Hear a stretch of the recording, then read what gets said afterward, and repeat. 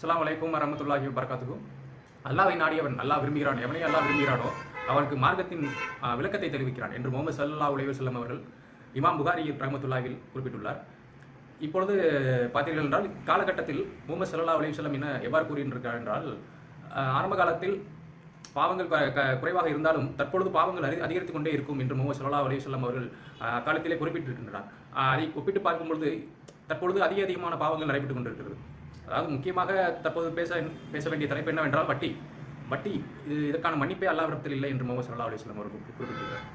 ஏனால் தற்பொழுது வட்டியின் மோகங்கள் அதிகரித்துக் கொண்டே இருக்கிறது. இதற்கான ஒரு எல்லையே இல்லாத அளவுக்கு சென்று கொண்டிருக்கிறது. ஆரம்பத்தில் இது ஒரு விருப்பமாக வந்தாலும், ஆரம்பத்தில் வாங்க ஒரு அனைவருக்கும் ஒரு பிடித்தமான ஒரு விஷயமாக இருந்தாலுமே கடைசியில் அது நற்கதியில் கொண்டு போய் வருகிறது. அதாவது இதற்கான புரிதல் இல்லாமல் பல பேர்கள் இது ஹராம் என்று தெரிந்து கொண்டுமே மூமினாக முஸ்லீமாக வாழ்ந்து கொண்டிருப்பவர்கள் கூட ஹராம் என்று தெரிந்து கொண்டுமே பல பேர் வாழ்ந்து கொண்டிருக்கிறார்கள். மூமின் அல்லாஹ் தஆலா ஒருவனை விரும்புகிறானோ அவனை மூமினாக முடியும் என்பதை ஆரம்பத்திலே குறிப்பிட்டுள்ளேன். அதே முஹம்மது ஸல்லல்லாஹு அலைஹி வஸல்லம் அதை குறிப்பிட்டிருக்கிறார். ஆக தற்பொழுது நம்முடைய தேவைக்காக இருக்கிற தேவையை நாம் இருக்கிற பணம் காசுகளை வைத்துக்கொண்டு நாம் எவ்வாறு வாழ வேண்டும் என்று முதலில் கற்றுக்கொள்ள வேண்டும். ஏன் இந்த ஒரு ஆசை ஒரு பெருமை தோன்றுகிறது என்றால், இன்னொருத்தவங்க மற்றவர்கள் வைத்துக் கொண்டிருக்கிறார்கள், அதை நமக்கும் தேவையான ஒரு பொருள். அது நமக்கு தேவையே அற்ற பொருள், ஆனால் அடுத்தவர்கள் வைத்திருக்கிறார்கள்.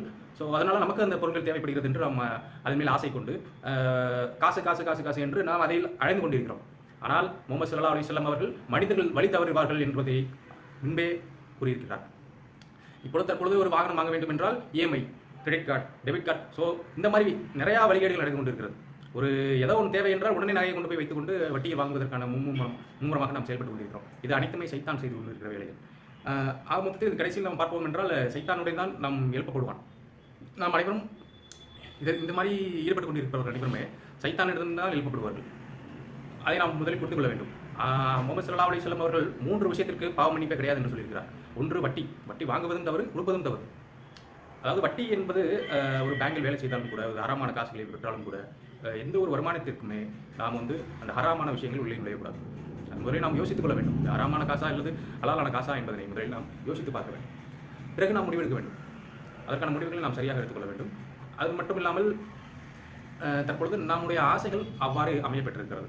இருக்கிறதை வைத்துக்கொண்டு வாழும் மனப்பக்குவம் யாரிடமும் இப்பொழுது இல்லை. 90% மக்களுக்கு கிடையாது. ஏனென்றால் அல்லாஹ் ஆசீர்வதித்த அந்த மூமின்களை தவிர.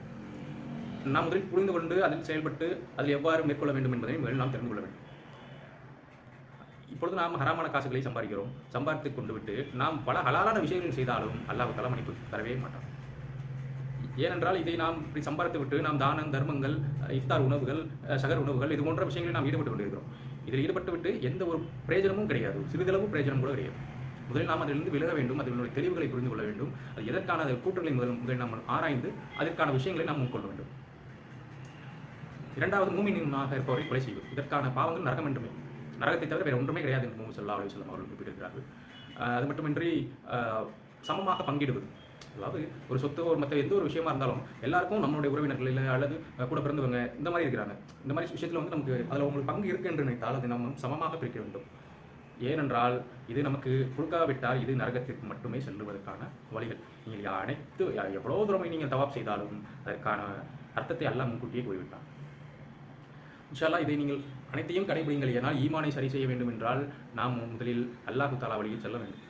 என்றால் மட்டுமே நம்முடைய ஈமான் சரியாக செயல்படும். நம்முடைய ஈமானை பலப்படுத்த முடியும். ஏனால் நாம் துனியாவில் ஈடுபட்டு கொண்டிருக்கும் பொழுது துனியாவின் ஆசைகள் நம் பக்கம் இழுத்துவிடும். அது இருக்க வேண்டும், இருக்கக்கூடிய ஒன்றாக இருக்க வேண்டும். ஆனால் அது ஒரு அதற்கென்று ஒரு அளவு இருக்கிறது. அளவை தாண்டக்கூடாது. அந்த அளவை மீறாமல் நாம் அந்த அளவுக்குள் நம்முடைய வாழ்க்கையை அமைத்துக் கொள்ள வேண்டும்.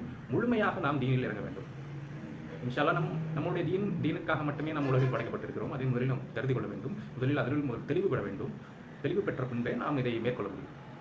ஆகையால் முதலில் நாம் அனைத்து விஷயங்களை தெரிந்து கொண்டு அதன்படி நடந்தோம் என்றால் இன்ஷா அல்லாஹ் நம்முடைய துவாக்கள் அனைத்துமே ஏற்றுக்கொள்ளப்படும். இப்பொழுது நாம் ஹராமாக வாழ்ந்து கொண்டு நாம் எவ்வளவு துவா செய்தாலும் அல்லாஹ் தஆலா அதை ஏற்க மாட்டான். நீங்கள் 5 வேளை தொழுகை செய்தாலும் சரி, தான தர்மம் செய்தாலும் சரி, ஹஜ்ஜுக்கு சென்றாலும் சரி, எந்த ஒரு மேற்கொள்ளிட்டாலும் சரி, அல்லாஹ் தஆலா அதற்கான வழிகளை ஈடுபடவே மாட்டான்.